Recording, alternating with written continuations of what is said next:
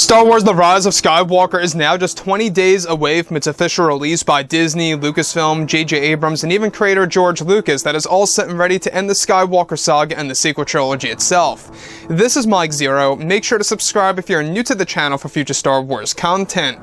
Now, one thing about Episode 9 that a lot of fans are very curious about is, of course, exactly how he is going to handle all the connections to the prequels and the originals, how JJ is going to really wrap it all together and treat this movie as the culmination of the Skywalker saga.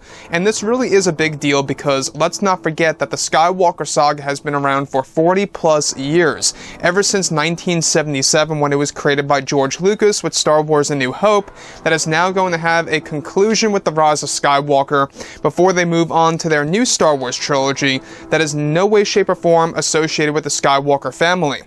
Now, on top of all of this, we do know that this movie is going to have a lot of emotions involved, a lot of twists and turns, sacrifices and losses, and different revelations that will lead to saga-wide implications in this movie.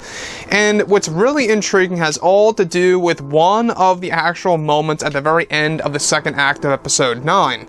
Now, specifically, what's really intriguing about all of this is that shot descriptions consisting of a sequence where it's explained that both Rey and Kylo Ren are fighting on top of the second Death Star wreckage on Kef Bir, where both Finn and Janna are watching in the background and from the distance. Now, Finn is said to worry about Rey's actions and realizes that she is tapping into the dark side of the Force, where he tells Janna that she is changing. This is where eventually she stabs Kylo Ren in the chest, where Kylo Ren falls on his back and drops his lightsaber, where it deactivates.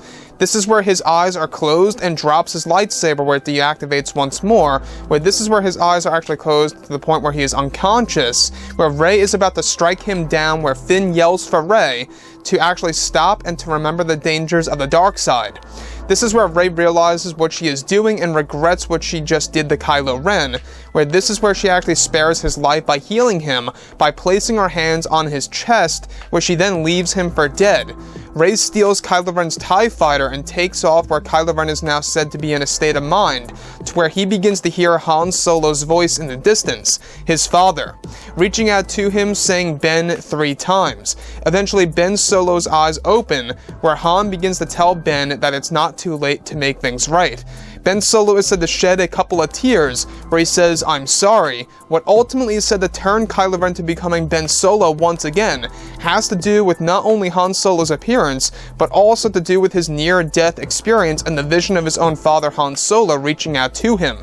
It's explained that Han appears just as he did on Starkiller Base, where eventually there is a hug sequence between father and son. As this happens, a brand new theme by John Williams begins to play over the shot that is said to be Ben Solo's theme and is a theme heard at the end of the teaser trailer back in April of this year. Once Ben Solo hugs his father and opens his eyes, Han Solo is gone, where Ben looks down at his lightsaber on the ground, bends his knees and crouches down and picks the saber up, stands up and throws it sideways into the ocean, which is said to be a direct parallel of when Luke Skywalker throws his green saber sideways in Return of the Jedi on the second Death Star. He then is said to take an old Imperial TIE fighter to escape the ocean moon of Kef Bir and rushes to Rey's aid to save her from the dark side of the Force, as he knows that she is heading toward Palpatine's base, since she now has the Wayfinder device that leads to the unknown regions and to Palpatine's location.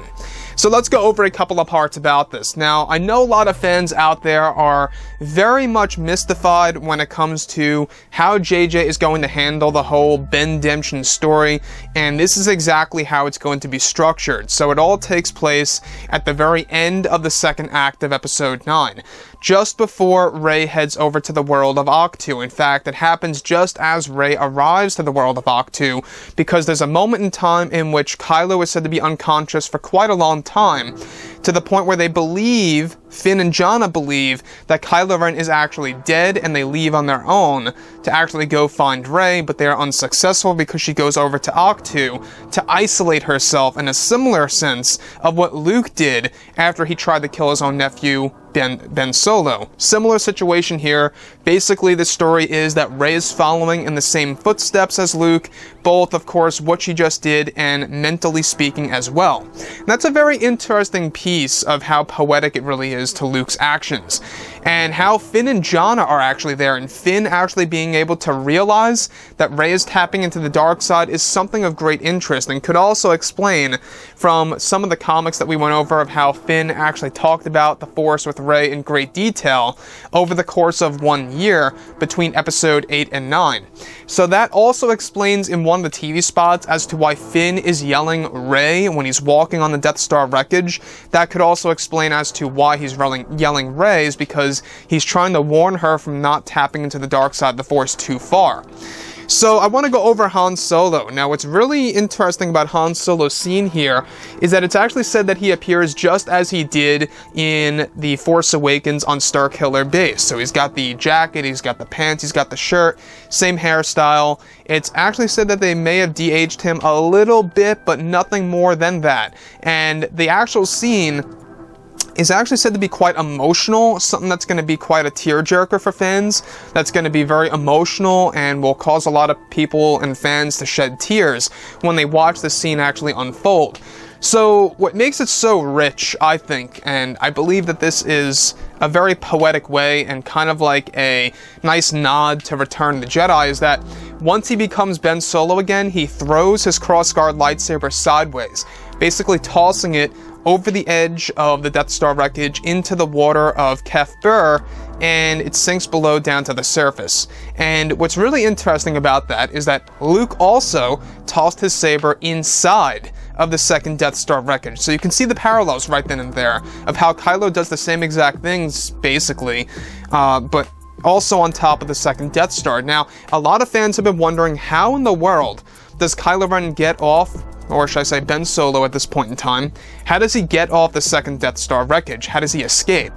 Well, since Rey actually steals his TIE fighter that we actually saw in the teaser trailer on the desert world of Pisana, that's the one that she steals, she actually takes it, goes over to Ahch-To, and burns it down. Crashes it, burns it down, and isolates herself there.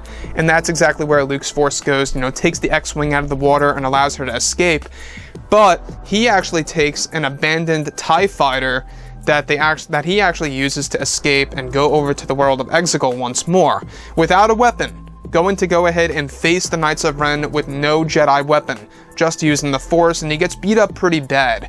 Now, Han Solo's scene, I will say how they hug it out, I think is a great resolution for Kylo Ren becoming Ben Solo. I think it's a great way to kind of just have that father and son moment that we never got to see in the sequel trilogy. We never got to see anything like that per se, where you have that moment between, Luke and Vader on the verge of death / Anakin. In that sense, we had, Luke placing his hand on Anakin's shoulder. Now we have, of course, Kylo Ren hugging his father. The only thing that I feel is a little bit disconnected here is that it's not really Han Solo, it's a vision of Han Solo, so he's not really there. That's my only thing about this, is that it's not a true father and son moment per se. Visually speaking, yes, but in a literal way, he's not really there. And originally they were going to have Anakin's Force Ghost in one of the actual other scenes in the initial cut of the movie, redeeming Kylo Ren to the light side of the Force. Honestly, I will say this right now, that would have been the better choice to go with, because at least that's a literal being, a literal person with an actual consciousness talking to Kylo Ren and switching him to becoming Ben Solo.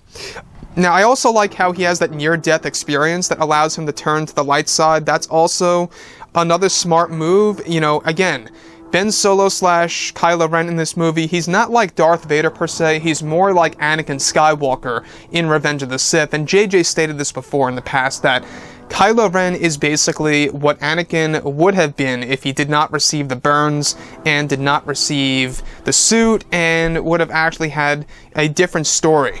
And that's exactly what Kylo Ren is. He's basically the embodiment of a what-if version of Anakin Skywalker in the prequel trilogy and beyond.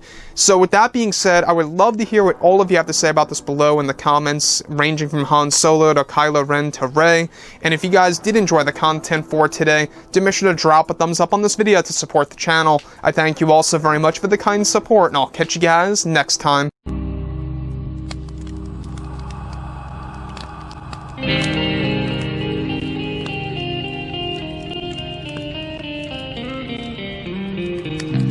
Gun in hand, we are alone again. No hiding. nights in the